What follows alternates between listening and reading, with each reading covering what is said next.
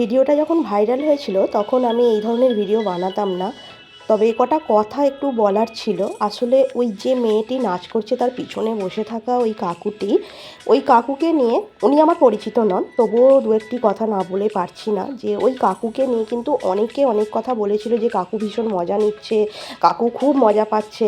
আসলে বলো তো বন্ধুরা, যারা এই ধরনের কথাগুলো বলছে তারা যদি ওই সিটে বসে থাকতো তারা কি করতো?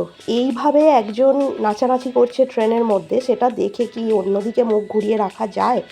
আসলে দেখবে আমাদের দৃষ্টিটা না, মানে আমাদের চোখটা সবসময় খুব ভালো জিনিসের দিকে একদিকে যেমন টানে, অন্যদিকে খুব খারাপ জিনিসের দিকে। তো এখানে যেটা হচ্ছে সেটা তো খারাপ কি ভালো তোমরাই বিবেচনা করবে। তাই আমরা যারা বুদ্ধিজীবী তারাই অহেতুক কাউকে দোষারোপ করার আগে একটু বিবেচনা করে নেব। এরকম অনেক কথা বাকি আছে, তাই সাবস্ক্রাইব করে রেখো।